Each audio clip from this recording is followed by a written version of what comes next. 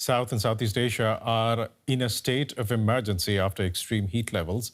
Record-breaking temperatures in Bangladesh, the Philippines and Thailand have led to school closures, power shortages and heat-related deaths. On the streets of Bangkok, tourists and residents are coping with soaring temperatures. The country's heat index, which combines air and humidity levels, has risen above 52 degrees Celsius, which is classified as extremely dangerous. Thai authorities are urging people to stay indoors for their own safety. But for those who make a living on the streets of the capital, that's not an option. I almost feel like fainting when I work outdoors these days. But I can't choose another job, can I? According to the country's health ministry, there have been 30 heat-related deaths nationwide so far this year. That's compared with a total of 37 recorded across Thailand last year. Sometimes I feel dizzy, but not yet like fainting. Drinking ice water can help. In the Philippines, a centuries-old settlement submerged by a dam built in the 1970s has reappeared. Extreme heat and drought have caused the reservoir's water levels to drop nearly 50 meters. April and May are usually the hottest months in South and Southeast Asia, but this year temperatures have been exacerbated by the El Niño weather phenomenon.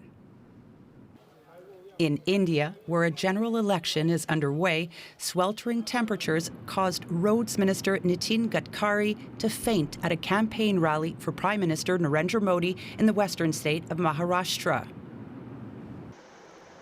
Searing heat has led to a surge in power usage and outages in Bangladesh, where millions of students have been told to stay home from school as the South Asian nation swelters through one of its worst heat waves on record. Let's get more from journalist Matt Hunt, who is in Bangkok. Matt, how are people in Bangkok coping with the heat? The heat is right. I would say that at this moment, even now at sunset here in Bangkok, it still feels quite scorching at about 40 degrees Celsius all week long. And as mentioned in the beforehand, the heat index, which is what people are feeling, is at about 52 degrees. And so when you go around the city at this moment, you can see people shielding themselves from the sun with umbrellas or wrapping themselves in towels or seeking shade where they can, which there's not as much of it. Generally, the heat wave and its impact on daily life here is quite obvious just by looking around and seeing how people are moving through the heat and how they are trying to shield themselves from doing so. Thailand also reached record numbers in energy demand this week due to the heat. How prepared is the country's infrastructure to cope with these temperatures? On this one, I would say that the infrastructure in Thailand is actually quite prepared for this. So Thailand is not a stranger to various types of issues related to climate change. So there's monsoons, there's floods, there's PM 2.5 dirty air issues. And I think that the heat wave issue is one that has received less attention. However, the power grid seems to be fine because this is something that is a chronic problem here in Thailand. It's just getting worse. Yes, the temperatures are getting higher, but the power grid is fine. It seems that the issue of focus more is whether or not people can actually now afford to even turn on the air conditioning, as they can turn it on without collapsing the grid, but the prices are quite expensive. That, compounded by also the inflation and the increased cost of living, people are having to decide between being cool or not. So I think that the cost of actually using the air is of more concern than whether or not the grid here can work, because in nearby countries such as Myanmar and Cambodia, you may see these blackouts, but here in Thailand, it's quite secure. April is also usually the hottest month of the year in Thailand, but experts are warning that this year is even hotter than in previous years. Does the government have a strategy on how to mitigate the impact from these increasing weather extremes?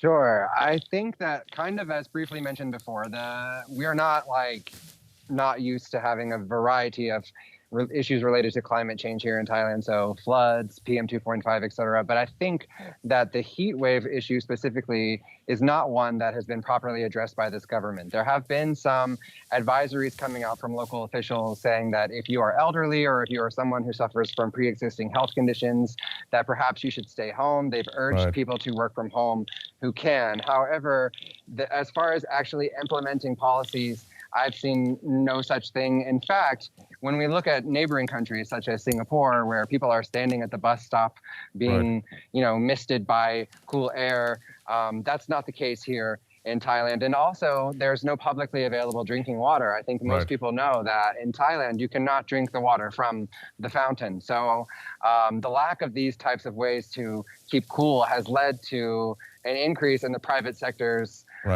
kind of cash grab on this. I mean, most of the air conditioning in Thailand is limited to the private sector, such as shopping malls, and even in terms of private and public transportation. I'm afraid, if Matt, you decide to take the subway. I'm sorry, I'm going to have to which has cut you short. We're running out of time, but I think we got the general gist of it. Matt Hunt in Bangkok, thanks very much for joining us today.